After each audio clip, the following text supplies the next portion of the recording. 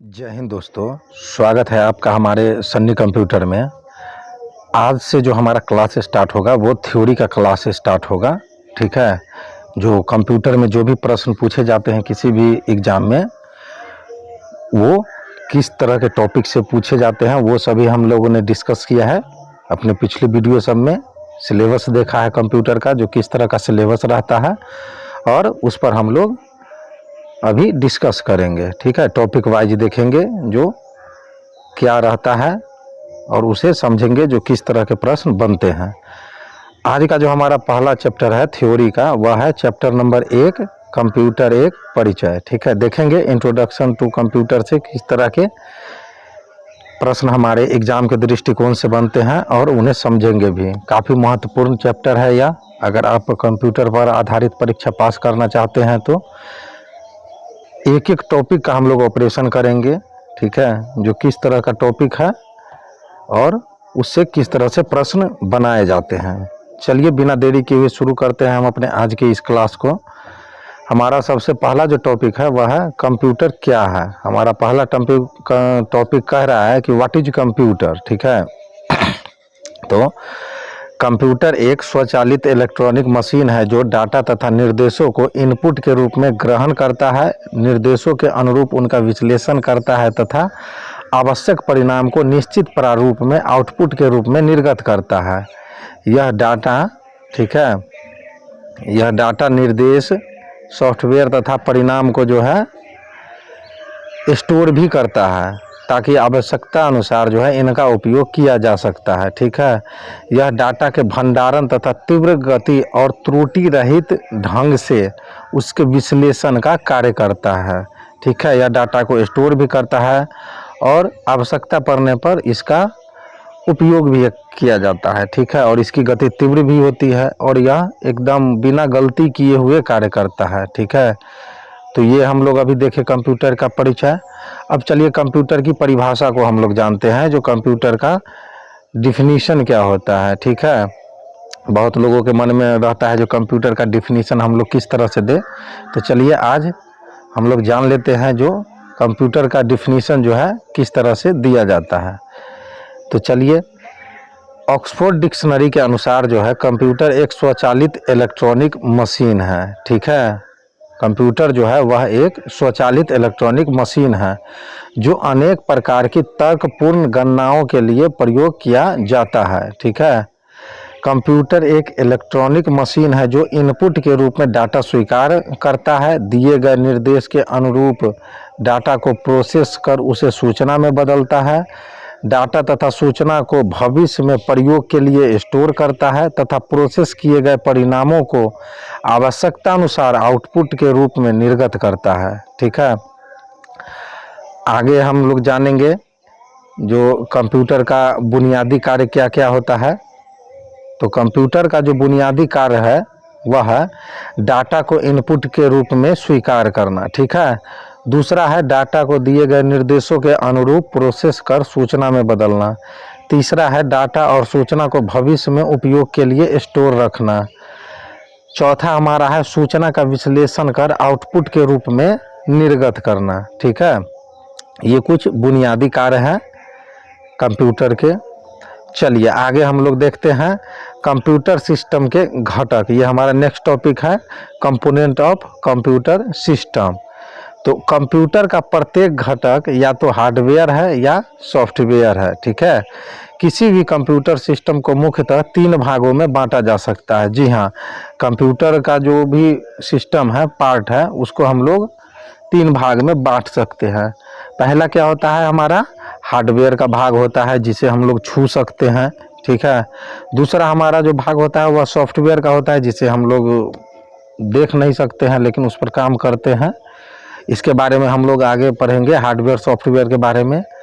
और डाटा होता है। ठीक है, ये 3 हमारे कंप्यूटर सिस्टम के मुख्य भाग होते हैं। चलिए हार्डवेयर के बारे में हम लोग जानते हैं। जो हार्डवेयर क्या होता है, तो कंप्यूटर मशीन का वह भौतिक भाग जिसे हम देख और छू कर महसूस कर सकते हैं, हार्डवेयर कहलाता है। ठीक है, जैसे keyboard, mouse, monitor, CPU, printer, hard disk, drive, board, processor, speaker आदि। ये सभी जो आप लोग देख रहे हैं ये हार्डवेयर के उदाहरण है। ठीक है, आप लोगों से दोस्तों एग्जाम में इसी तरह से पूछा जा सकता है प्रश्न। देखिए इसी में से निकल के आ सकता है जो प्रिंटर हार्डवेयर है या सॉफ्टवेयर है। ठीक है, मदरबोर्ड हार्डवेयर है या सॉफ्टवेयर है, इस तरह से प्रश्न आप लोग के सामने निकल के आ सकते हैं, तो आप लोग अच्छे से समझेंगे। चलिए आगे बढ़ते हैं। हार्डवेयर से हम लोगों ने देख लिया, सॉफ्टवेयर के बारे में समझते हैं। जो सॉफ्टवेयर क्या होता है, तो अनुदेशों और प्रोग्रामों का समूह जो कंप्यूटर को यह बतलाता है कि उसे क्या और कैसे करना है, सॉफ्टवेयर कहलाता है। ठीक है, तो सॉफ्टवेयर का टाइप देख सकते हैं हम लोग, वर्ड, क्रोम, विंडोज, लूनिक्स, जावा, जीमेल, मैक, ये सभी जो है सॉफ्टवेयर के प्रकार हैं। ठीक है, कंप्यूटर का हार्डवेयर जो है सॉफ्टवेयर के अनुदेशों के अनुसार ही कार्य करता है। एक ही हार्डवेयर अलग अलग सॉफ्टवेयर निर्देशों के आधार पर अलग अलग कार्य कर सकता है। सॉफ्टवेयर को हम छू नहीं सकते और न ही भौतिक रूप से देख सकते हैं। इस प्रकार हार्डवेयर यदि कंप्यूटर का शरीर है तो सॉफ्टवेयर उसकी आत्मा है। जी हाँ, चलिए हम लोग डाटा के बारे में जानते हैं आगे। जो डाटा क्या होता है, काफ़ी महत्वपूर्ण टॉपिक है। तो डाटा जो है वह कच्चे तथ्यों को, ठीक है, यानी रॉ फैक्ट और सूचनाओं का अव्यवस्थित संकलन है जिससे कोई सार्थक निष्कर्ष नहीं निकाला जा सकता है। ठीक है, डाटा जो है वह मिक्स टाइप का होता है, उससे कोई सार्थक अर्थ नहीं निकलता है। ठीक है, आगे इसको समझते हैं हम लोग और अच्छे से। डाटा को दो प्रकार में विभाजित किया जा सकता है। ठीक है, डाटा को जो है हम लोग दो प्रकार से विभाजित कर सकते हैं। पहला जो हमारा है वह है संख्यात्मक डाटा। ठीक है, यानी कि न्यूमेरिकल डाटा। अब न्यूमेरिकल डाटा क्या होता है, तो यह अंकों से बना डाटा है जिसमें 0, 1, 2, ठीक है, से 9 तक के अंकों का प्रयोग किया जाता है। इस तरह के डाटा पर हम अंकगणितीय क्रियाएं कर सकते हैं, जैसे विद्यार्थियों का प्राप्तांक, कर्मचारियों का वेतन आदि। ठीक है, दूसरा हमारा है चिन्हात्मक डाटा, यानी कि अल्फा न्यूमेरिक डाटा। तो देखते हैं चिन्हात्मक डाटा के किसे कहते हैं हम लोग। तो इसमें अक्षरों, अंकों तथा चिन्हों का प्रयोग किया जाता है।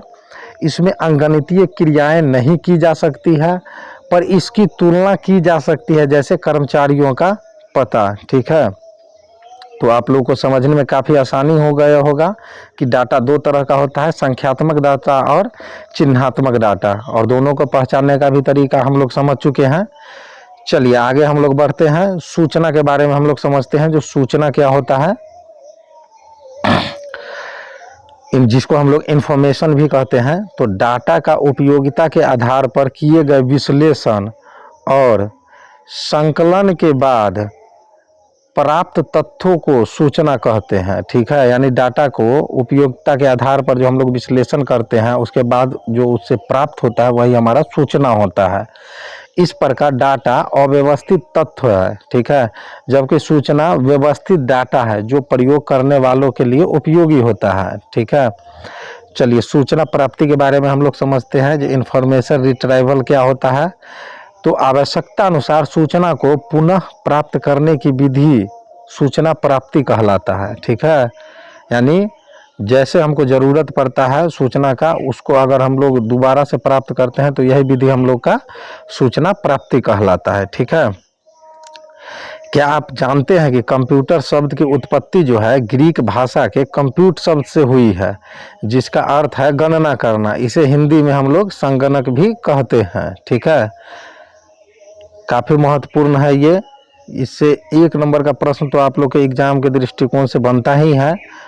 ठीक है, जो कंप्यूटर शब्द की उत्पत्ति कब हुई यही पूछ देगा। और इसको हिंदी में क्या कहते हैं कंप्यूटर को, तो कंप्यूटर को हिंदी में हम लोग संगणक कहते हैं। ठीक है, और कंप्यूटर शब्द की उत्पत्ति जो है वह कहाँ से हुआ, हमारा ग्रीक भाषा के कंप्यूट शब्द से हुआ है। ठीक है, जिसका अर्थ होता है गणना करना।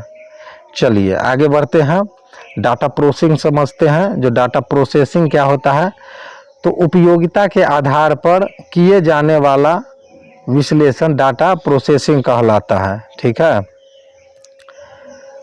चलिए, इलेक्ट्रॉनिक डाटा प्रोसेसिंग के बारे में हम लोग जानते हैं। जो इलेक्ट्रॉनिक डाटा प्रोसेसिंग क्या होता है, तो इलेक्ट्रॉनिक विधि से डाटा का विश्लेषण इलेक्ट्रॉनिक डाटा प्रोसेसिंग कहलाता है। जी हाँ, इसको एक बार और समझते हैं, जो क्या होता है ये इलेक्ट्रॉनिक डाटा प्रोसेसिंग। तो इलेक्ट्रॉनिक विधि से, ठीक है, डाटा का विश्लेषण इलेक्ट्रॉनिक डाटा प्रोसेसिंग कहलाता है। ठीक है, अनुदेश के बारे में समझते हैं। जो अनुदेश क्या होता है, इंस्ट्रक्शन। कंप्यूटर को कार्य करने के लिए दिए गए अनुदेशों को अनुदेश कहा जाता है। ठीक है, दिए गए आदेश को अनुदेश कहा जाता है।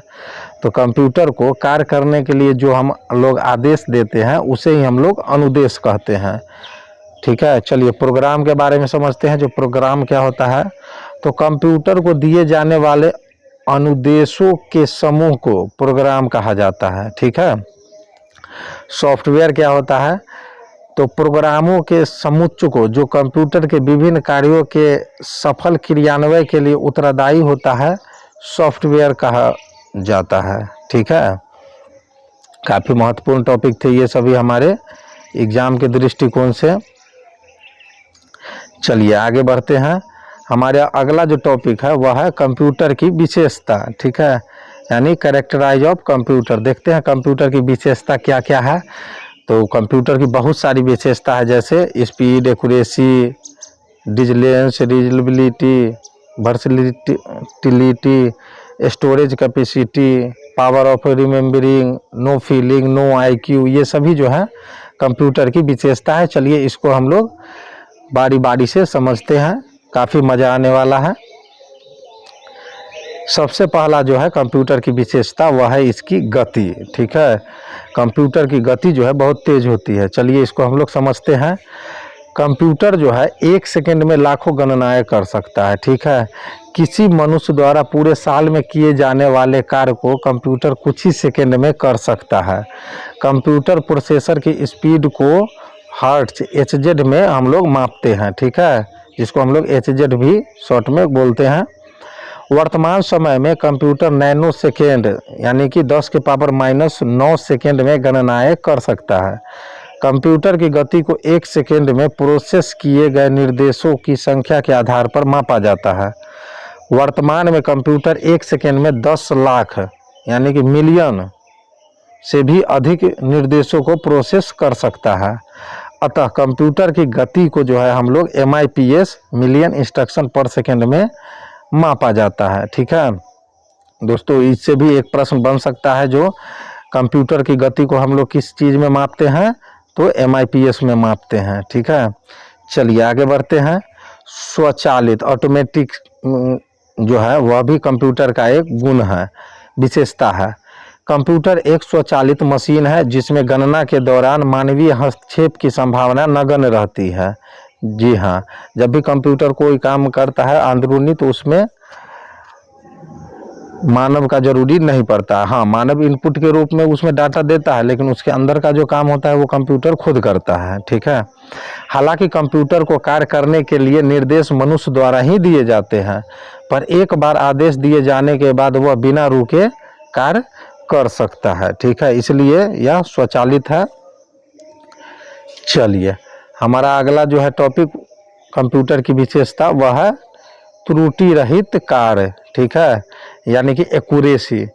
तो कंप्यूटर की गणनाएं लगभग त्रुटि रहित होती है। जी हाँ, इसका एक्यूरेसी जो है कंप्यूटर का जो भी कार्य करता है उसका एक्यूरेसी 100 में 100% सही रहता है। हाँ, गणना के दौरान अगर कोई त्रुटि एरर पाई भी जाती है तो वह प्रोग्राम या डाटा में मानवीय गलतियों के कारण होती है। अगर डाटा और प्रोग्राम सही है तो कंप्यूटर हमेशा सही परिणाम ही देता है।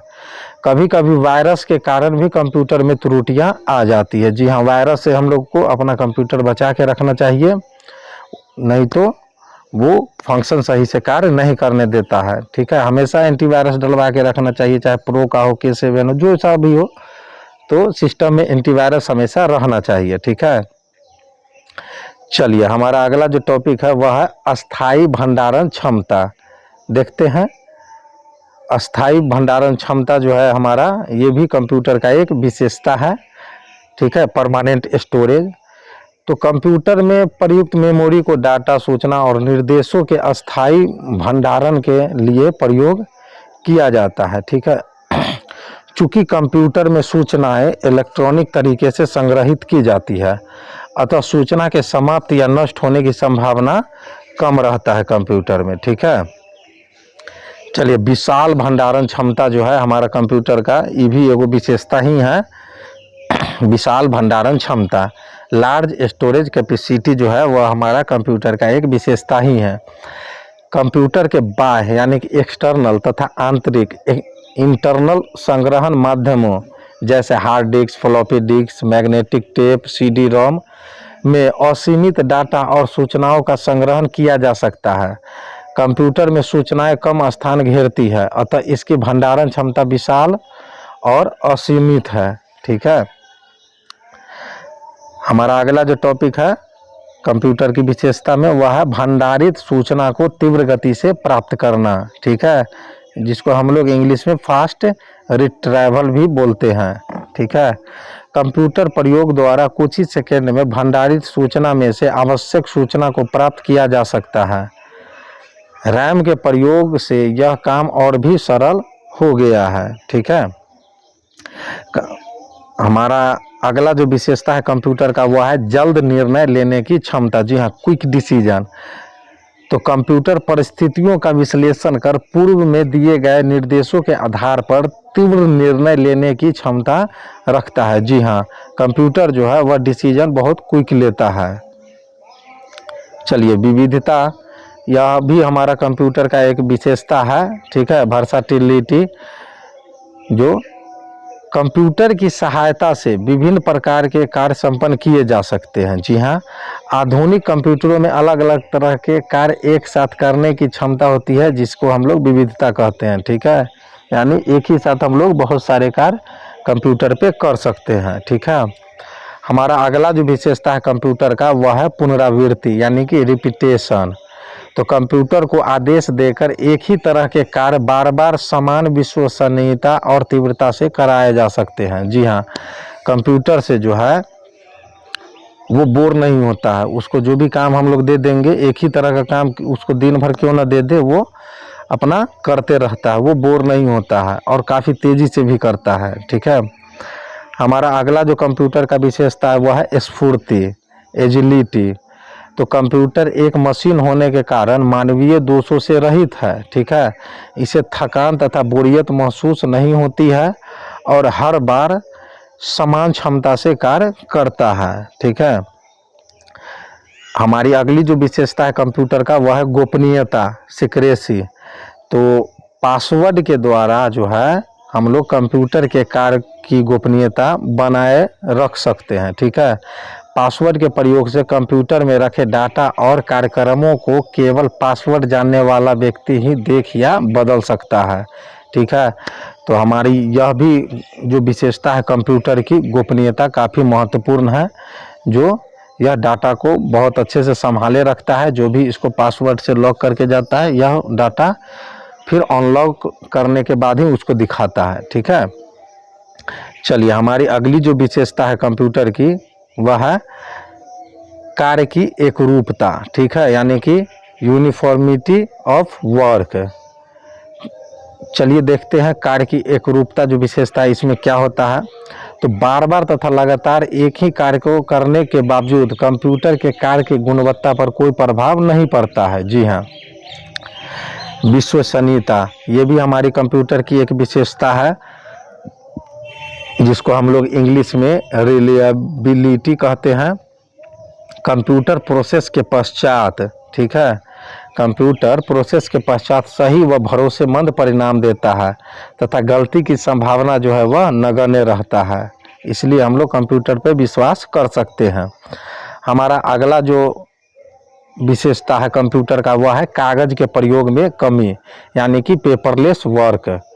कंप्यूटर के सही प्रयोग से कागज़ की खपत में कमी की जा सकती है, जिससे पर्यावरण संरक्षण में भी मदद मिलता है। जी हाँ, कागज़ के ये सबसे काफ़ी महत्वपूर्ण विशेषता है। कागज़ के प्रयोग में कमी कंप्यूटर के आने से होने लगा है, क्योंकि अब तो बहुत सारे फाइल हमारे PDF, वर्ड में भी काम चल जाते हैं। PDF से भी बहुत सारे काम हो जाते हैं ऑनलाइन ही, जिससे कि हमारे कागज में कमी आई है और बहुत सारे पेड़ अब कटना भी बहुत जगह कुछ परसेंटेज में कम हो गए हैं।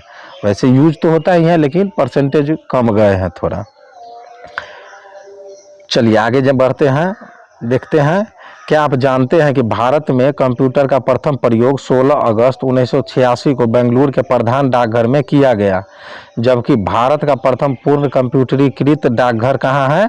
नई दिल्ली में है। दोस्तों इससे आप लोग का 1 नंबर का प्रश्न बन सकता है, ठीक है। जो भारत में प्रथम कंप्यूटर का प्रयोग कब किया गया था, ठीक है, तो आप लोग बता सकते हैं 16 अगस्त को, और किस इस साल किया गया था? तो 1986 में, ठीक है। और कहाँ किया गया था? तो बेंगलुरु के प्रधान डाकघर में किया गया था। जबकि भारत का प्रथम पूर्ण कंप्यूटरीकृत डाकघर कहाँ है? वो हमारा नई दिल्ली में है, ठीक है। काफ़ी महत्वपूर्ण है ये टॉपिक, आप लोग इससे 1 नंबर बना सकते हैं। चलिए आगे बढ़ते हैं। कंप्यूटर का लिमिटेशन हम लोग जानते हैं, जो कंप्यूटर की क्या सीमाएं हैं, ठीक है। लिमिटेशन ऑफ द कंप्यूटर देखते हैं, जो क्या इसका सीमा है। नो आईक्यू, नो फीलिंग, ये सभी इसका सीमा है, ठीक है। नो थिंकिंग, इसको टॉपिक वाइज हम लोग समझते हैं। ये तो हम लोग पिक्चर के द्वारा समझ रहे हैं, लेकिन चलिए टॉपिक वाइज समझते हैं जो कंप्यूटर का क्या क्या सीमा है, ठीक है, क्या क्या ये इसकी लिमिटेशन है। तो सबसे पहला जो इसकी लिमिटेशन है कंप्यूटर का, वह है बुद्धिहीन, यानी कि नो माइंड। तो कंप्यूटर में स्वयं की सोचने और निर्णय लेने की क्षमता नहीं होती है, यह केवल दिए गए दिशा निर्देशों के अंदर ही कार्य कर सकता है, ठीक है। दूसरा जो हमारा कंप्यूटर का सीमा है वह है खर्चीला होता है। यह कंप्यूटर के हार्डवेयर तथा सॉफ्टवेयर काफ़ी महंगे होते हैं तथा इन्हें समय समय पर आवश्यकता अनुसार परिवर्तन भी करना पड़ता है, तो कंप्यूटर थोड़ा खर्चीला तो है ही। तीसरा जो हमारा कंप्यूटर का लिमिट है वह है वायरस का खतरा, ठीक है, इम्यून टू वायरस। तो कंप्यूटर में वायरस का खतरा बना रहता है जो सूचना और निर्देशों को दूषित या समाप्त कर सकता है। ये वायरस कंप्यूटर की भंडारण क्षमता को भी प्रभावित करते हैं। हालांकि एंटीवायरस सॉफ्टवेयर का प्रयोग करके इससे हम बच सकते हैं, ठीक है। हमारा अगला जो सीमा है कंप्यूटर का वह है विद्युत पर निर्भरता। जी हाँ, डिपेंड्स ऑन इलेक्ट्रिसिटी। तो कंप्यूटर अपने कार्य के लिए विद्युत पर निर्भर करता है, ठीक है, तथा इसके अभाव में कोई भी कार्य संपन्न कर पाने में सक्षम नहीं है। जी हाँ, कंप्यूटर की सबसे बड़ी जो सीमा है यह कि इसको बिजली चाहिए ही काम करने के लिए, वरना यह एकदम डेड है या कुछ भी नहीं कर सकता, एक डब्बा के समान है। लेकिन जैसे ही ये इसमें इलेक्ट्रिसिटी जाता है यह काम करना शुरू कर देता है, ठीक है। तो वो ये थे हमारे कुछ कंप्यूटर की सीमाएं। अब हम लोग जानेंगे कंप्यूटर के अनुप्रयोग के बारे में, ठीक है। एप्लीकेशंस ऑफ कंप्यूटर, ठीक है, कंप्यूटर के अनुप्रयोग। तो कंप्यूटर का प्रयोग विभिन्न क्षेत्रों में किया जा रहा है। वर्तमान में शायद ही कोई ऐसा क्षेत्र हो जहां कंप्यूटर का प्रयोग नहीं किया जा रहा है। निम्नलिखित क्षेत्रों में कंप्यूटर का प्रयोग विभिन्न अनुप्रयोग किया जा रहा है। जी हाँ, कंप्यूटर का जो प्रयोग है अभी के समय में, जिसको हम लोग कंप्यूटर का युग ही बोलते हैं, मॉडर्न युग जिसको हम लोग बोलते हैं, तो इसमें कंप्यूटर का बहुत सारा प्रयोग होता है। जैसे इस चित्र के माध्यम से हम लोग देखेंगे, जो एजुकेशन में होता है, गवर्नमेंट ऑफिस में होता है, बैंकिंग में होता है, टेक्नोलॉजी में होता है, बिजनेस में होता है, ठीक है, स्पोर्ट में होता है, मेडिकल में होता है, घर में हम लोग यूज करते हैं, हॉस्पिटल में यूज करते हैं, डिफेंस एंड इन्वायरमेंट के लिए यूज करते हैं। तो इस सभी जगहों पर हम लोग कंप्यूटर का प्रयोग करते हैं। चलिए इन सभी को हम लोग बारी बारी से समझते हैं, जो कंप्यूटर का प्रयोग हम लोग कहाँ कहाँ कर सकते हैं, ठीक है। तो सबसे पहला जो है हमारा वह है डाटा प्रोसेसिंग में हम लोग कंप्यूटर का प्रयोग कर सकते हैं। जैसे कि बड़े और विशाल सांख्यिकीय डाटा से सूचना तैयार करने में कंप्यूटर का प्रयोग किया जा रहा है। जनगणना, सांख्यिकी विश्लेषण, परीक्षाओं के परिणाम आदि में भी इसका प्रयोग किया जा रहा है। जी हाँ, परीक्षा का जो रिजल्ट हम आता है या कैलकुलेशन किया जाता है वह भी अब कंप्यूटर से ही किया जाता है, ठीक है। तो यह भी कंप्यूटर का एक उपयोग हुआ। दूसरा जो हमारा कंप्यूटर का उपयोग है वह है सूचनाओं का आदान प्रदान करना, एक्सचेंज ऑफ इंफॉर्मेशन। ठीक है, तो भारत की विभिन्न पद्धतियों के विकास और कम स्थान घेरने के कारण ये सूचनाओं के आदान प्रदान के बेहतर माध्यम साबित हो रहे हैं। इंटरनेट के विकास ने तो इसे सूचना का राजमार्ग यानी कि इंफॉर्मेशन हाईवे बना दिया है। ठीक है, तीसरा जो हम लोग कंप्यूटर का यूज करते हैं वह है शिक्षा में, एजुकेशन में। ठीक है, मल्टीमीडिया के विकास और कंप्यूटर आधारित शिक्षा ने इसे विद्यार्थियों के लिए उपयोगी बना दिया है। जी हाँ, डिजिटल लाइब्रेरी ने पुस्तकालयों की सर्व सुलभता निश्चित की है।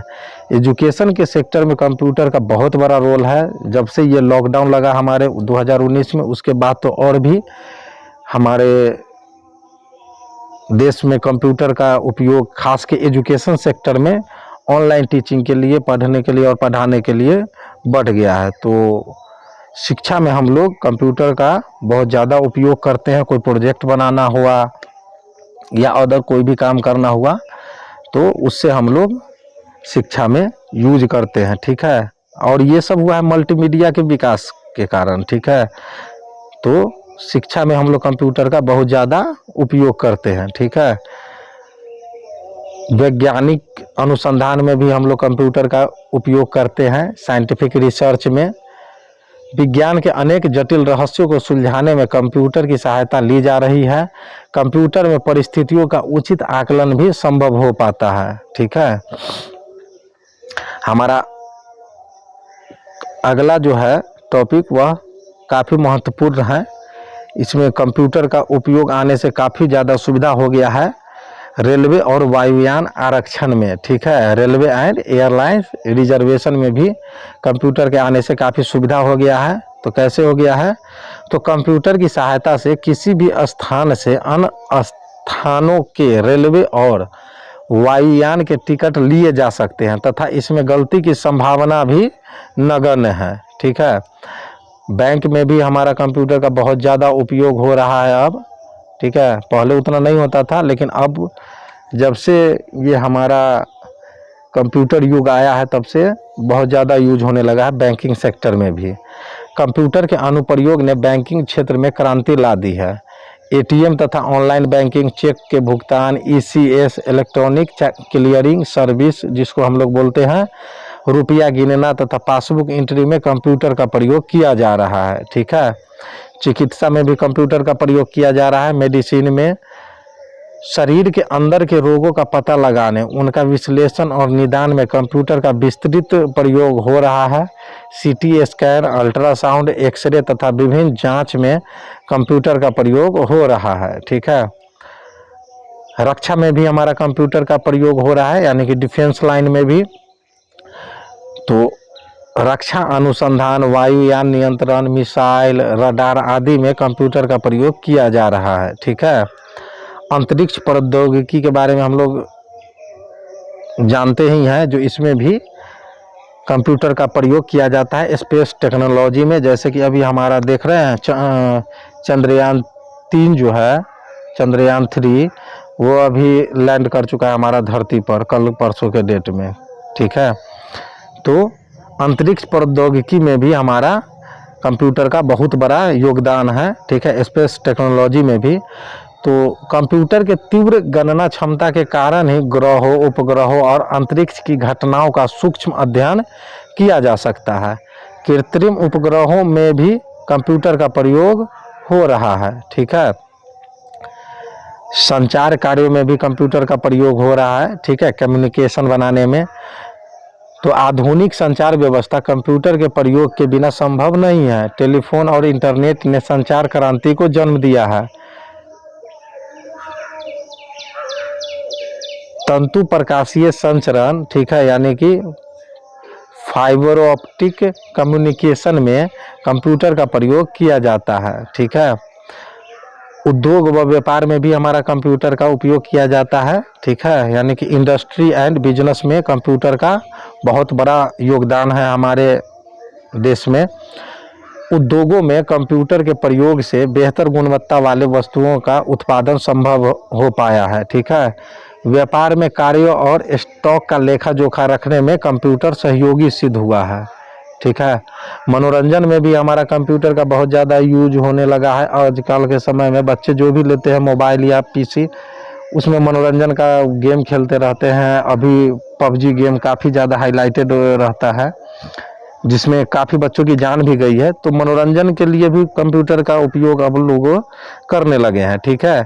और भी बहुत सारे जगह पे करने लगे हैं, जैसे हमारा सिनेमा, टेलीविज़न के कार्यक्रम, वीडियो गेम में कंप्यूटर का उपयोग कर प्रभावी मनोरंजन प्रस्तुत किया जा रहा है। ठीक है। मल्टीमीडिया के प्रयोग ने कंप्यूटर को मनोरंजन का उत्तम साधन बना दिया है। जी हाँ। चलिए, प्रकाशन भी जो है हमारा कंप्यूटर का एक महत्वपूर्ण उपयोग है। प्रकाशन में भी कंप्यूटर का उपयोग किया जाता है। पब्लिशिंग में, प्रकाशन और छपाई में कंप्यूटर का प्रयोग इसे सुविधाजनक तथा आकर्षक बनाता है। रेखा चित्रों और ग्राफ का निर्माण अब सुविधाजनक हो गया है। जी हाँ, प्रकाशन और पब्लिशिंग जो होता है, हमारा बुक वगैरह जो छपता है, उसमें भी कंप्यूटर का प्रयोग अब बहुत ज़्यादा होने लगा है, जिससे कि उसकी सुविधा काफ़ी अच्छी हो गई है। ठीक है, प्रकाशन की कंप्यूटर के आने से, और वह आकर्षक प्रिंट भी करता है। ठीक है। अगली जो सुविधा है वह है हमारा प्रशासन। ठीक है, यानी कि एडमिनिस्ट्रेशन भी कंप्यूटर का उपयोग करता है।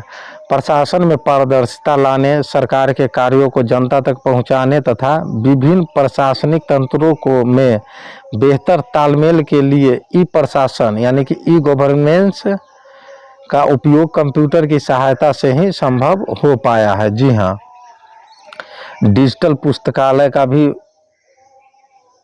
उपयोग हम लोग काफ़ी बेहतरीन तरीके से करते हैं।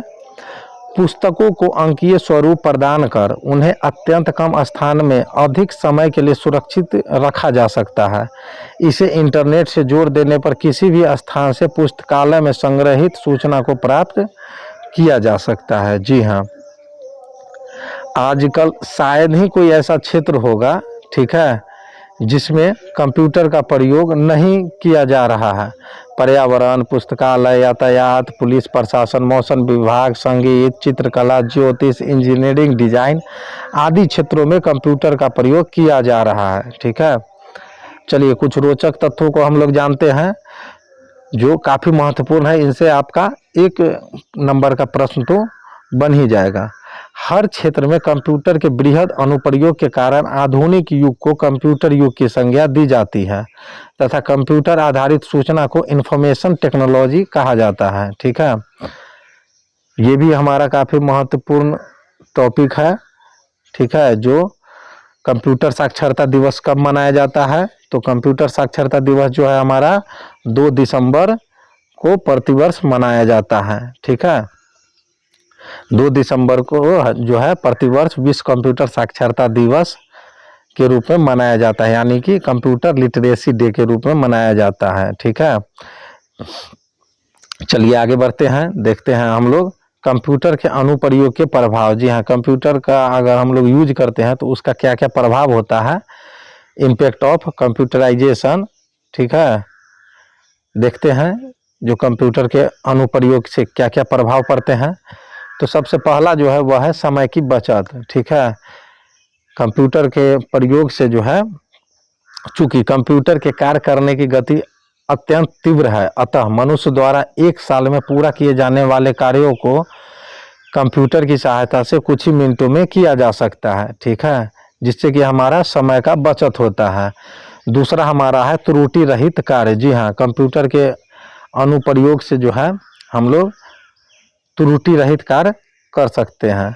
तो कंप्यूटर के प्रयोग से कार्य में त्रुटि की संभावना नगण्य हो जाती है। जी हाँ, जो त्रुटि होती भी है वह गलत डाटा या गलत प्रोग्राम का परिणाम है, जिसे पहचान कर सही किया जा सकता है। ठीक है, तीसरा हमारा है कार्य की गुणवत्ता। चूँकि कंप्यूटर हर बार समान गुणवत्ता से कार्य करता है, अतः बार बार एक ही कार्य को करने के पश्चात भी उत्पाद की गुणवत्ता पर कोई असर नहीं होता है। जी हाँ, कंप्यूटर से अगर हम लोग सेम काम बोले 24 घंटा या पूरे महीने करने के लिए, फिर भी वह बोर नहीं होगा। अगर यही काम किसी मनुष्य को दिया जाए तो वह बोर महसूस करने लगेगा। तो यह भी एक इसका गुण ही है जो कार्य की गुणवत्ता बेहतर रहता है। ठीक है। कागज की बचत, जी हाँ, कंप्यूटर के प्रयोग से जो है कागज की बचत होती है। डाटा संग्रहण में इलेक्ट्रॉनिक विधियों के उपयोग और उनकी विशाल भंडारण क्षमता के कारण कंप्यूटर के प्रयोग से कागज की बचत संभव हो पाती है। ठीक है। बेरोजगारी भी है एक प्रभाव है। ठीक है। यह कंप्यूटर के विस्तृत अनुप्रयोग का एक नकारात्मक प्रभाव है। ठीक है। एक कंप्यूटर द्वारा सैकड़ों लोगों का कार्य किया जा सकता है, जिससे लोगों की जीविका पर प्रभाव पड़ता है, परंतु वैकल्पिक व्यवस्था और समुचित विकास द्वारा इस पर काबू पाया जा सकता है। ठीक है। दूसरी तरफ कंप्यूटर से संबंधित क्षेत्रों में रोजगार का सृजन भी किया जा सकता है। ठीक है। जी हाँ, कंप्यूटर के आ जाने से तो बेरोजगारी की समस्या थोड़ी बहुत बढ़ी है, क्योंकि कंप्यूटर बहुत सारे लोगों का काम अकेले कर देता है। ठीक है। तो इसके बारे में हम लोग को ज़्यादा सोचना नहीं है, बस कंप्यूटर से संबंधित क्षेत्र में जो है हम लोग को रोजगार को बढ़ावा देना है। ठीक है। चलिए, काफ़ी महत्वपूर्ण टॉपिक हमारा आ गया है, कंप्यूटर साक्षरता। ठीक है, जिसको हम लोग कंप्यूटर लिटरेसी भी बोलते हैं। ठीक है। क्या होता है कंप्यूटर साक्षरता, क्या होता है कंप्यूटर लिटरेसी, काफ़ी जगह पूछा भी जाता है।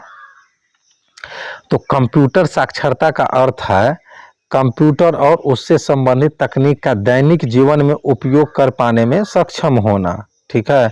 यानी अगर आप डेली दैनिक जीवन में आपको जो भी कंप्यूटर से संबंधित कार्य अगर आप उसको कर रहे हैं तो आप कंप्यूटर साक्षर हैं। ठीक है। एक कंप्यूटर साक्षर व्यक्ति कंप्यूटर की कार्य क्षमता को जानना है तथा प्रतिदिन के कार्यों के लिए उसे निर्देश दे सकने में सक्षम होता है। कंप्यूटर साक्षरता को डिजिटल साक्षरता भी कहा जाता है। जी हाँ, देखिए कंप्यूटर साक्षरता में क्या है, अगर कोई व्यक्ति अगर कंप्यूटर जानता है, ठीक है, और वह डेली वाइज उससे कैसे काम लेना है, उसको कैसे इंस्ट्रक्शन देना है, ठीक है, अगर उसको निर्देश दे सकने में सक्षम है तो वह व्यक्ति जो है वह कंप्यूटर साक्षर होगा। ठीक है। और उसी को हम लोग अभी के समय में डिजिटल साक्षर भी बोल सकते हैं। जो यह व्यक्ति डिजिटल साक्षर है, इसको कंप्यूटर का नॉलेज है। ठीक है। चलिए आगे बढ़ते हैं। एंड यूजर के बारे में हम लोग जानते हैं। जो एंड यूजर क्या होता है हमारा, ठीक है, वह व्यक्ति जो प्रायः कंप्यूटर का विशेषज्ञ नहीं होता परंतु दैनिक जीवन में कंप्यूटर और उसके बीच उससे संबंधित तकनीक तथा प्राप्त सूचना का उपयोग करता है, एंड यूजर कहलाता है। ठीक है। कंप्यूटर हार्डवेयर तथा उसके एप्लीकेशन एंड यूजर को ध्यान में रखकर ही बनाए जाते हैं। ठीक है। एक बार और समझते हैं इसको हम लोग। जो एंड यूजर होता क्या है, तो वह व्यक्ति जो प्रायः कंप्यूटर का विशेषज्ञ नहीं होता, यानी कि जो ज़्यादा जानकार नहीं होता है कंप्यूटर का, परंतु दैनिक जीवन में कंप्यूटर और उससे संबंधित तकनीक तथा प्राप्त सूचना का उपयोग करता है, ठीक है, वह एंड यूजर कहलाता है। ठीक है। और हमारे हार्डवेयर सॉफ्टवेयर भी जो है वह उसी से को देखकर बनाए जाते हैं। ठीक है। चलिए आगे बढ़ते हैं हम लोग। डिजिटल डिवाइस क्या होता है। डिजिटल डिवाइस काफ़ी महत्वपूर्ण टॉपिक है यह, डिजिटल डिवाइस। तो दैनिका लिखा गया है, सॉरी, ये दैनिक होगा। दैनिक जीवन में कंप्यूटर का उपयोग तेजी से बढ़ रहा है। ठीक है। फिर भी विश्व में अधिकांश लोगों तक कंप्यूटर का लाभ नहीं पहुंचा है। कंप्यूटर तथा इससे संबंधित तकनीक का उपयोग करने वालों तथा इससे वंचित लोगों के बीच का अंतर डिजिटल डिवाइस कहलाता है। ठीक है। एक रिपोर्ट के अनुसार जो है विश्व में 47% लोग इंटरनेट सेवा का उपयोग करते हैं, जबकि भारत में केवल 30% लोगों तक इंटरनेट की पहुंच है। हालांकि इंटरनेट सेवा का उपयोग करने वाले की संख्या के हिसाब से भारत चीन के बाद दूसरे स्थान पर है। जी हाँ, इंटरनेट का यूज करने के मामला में जो है हमारा भारत दूसरा स्थान पर है, चीन के बाद इसी का नंबर है। ठीक है। अब सोचिए ना, पूरा इंडिया में 47%, विश्व में 47% लोग इंटरनेट यूज करते हैं, ठीक है। और उसका 30% जो कस्टमर है वो हमारा सिर्फ इंडिया से ही है, ठीक है। तो सोचिए कितना बड़ा मार्केट है यह हमारा कंप्यूटर का, ठीक है। तो चलिए आगे बढ़ते हैं, देखते हैं कुछ रोचक तत्वों को। तो भारत में पहला कंप्यूटर भारतीय सांख्यिकी संस्थान इंडियन स्टैटिस्टिकल इंस्टीट्यूट कलकत्ता में सन 1956 में स्थापित किया गया था, ठीक है। दोस्तों इससे भी आपका 1 नंबर का प्रश्न बन सकता है, ठीक है। आपसे पूछा जा सकता है जो भारत में पहला कंप्यूटर सांख्यिकी संस्थान जो है वह कहाँ स्थापित किया गया था और कब स्थापित किया गया था, ठीक है। तो भारत में पहला कंप्यूटर सांख्यिकी संस्थान जो है वह कलकत्ता में 1956 में स्थापित किया गया था, ठीक है।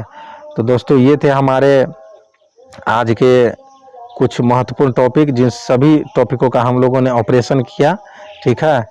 हमारा आज का जो चैप्टर है, चैप्टर नंबर 1 कंप्यूटर 1 परिचय, इससे हम लोगों ने देखा जो किस तरह के टॉपिक से किस तरह के प्रश्न बनाए जा सकते हैं, और उन सारे प्रश्नों को आप लोग अच्छे से तैयारी करने के बाद ही एग्ज़ाम में जाएं ताकि वहां दिक्कत न हो। बच्चों जो भी प्रश्न आएंगे इन्हीं टॉपिकों से आएंगे, इससे बाहर एक भी टॉपिक से नहीं आएगा, ठीक है। आप लोग इसलिए अच्छे से पढ़ के ही जाएंगे।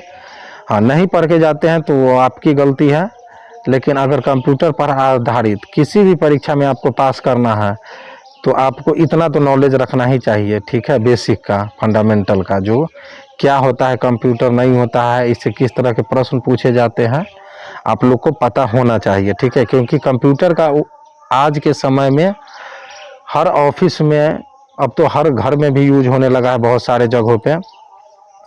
तो इसे हल्के में न ले, काफ़ी महत्वपूर्ण है, ठीक है कंप्यूटर, और इसको समझना भी, क्योंकि आने वाले समय में हम लोगों को जो जीवन है वो बिल्कुल बदलने वाला है कंप्यूटर की वजह से, ठीक है। तो आप लोग एग्ज़ाम में जाने से पहले इन सारे टॉपिकों को अच्छे से पढ़ के जाएंगे, एक भी टॉपिक छोड़ेंगे नहीं, एक एक पॉइंट को नोट कर लेंगे, ठीक है। वैसे हमारा पॉइंट नोट का भी वीडियो आएगा, ठीक है, जिसमें VVI पॉइंट रहेगा। वो पहले थ्योरी ख़त्म हो जाता है। अभी हमारा जो भी हमने सिलेबस में 18 चैप्टर बताया है, ठीक है, वो 18 चैप्टर हम लोग ख़त्म करेंगे पहले थ्योरी का, उसके बाद हम लोग उस तरफ जाएंगे, ठीक है, अपने VVI पॉइंट की तरफ। मिलते हैं हम लोग अपने अगले वीडियो में, ठीक है, जो कि हमारा चैप्टर नंबर 2 रहेगा, नए प्रश्नों के साथ, नए टॉपिक के साथ, नए चैप्टर के साथ। तब तक के लिए जय हिंद, जय भारत।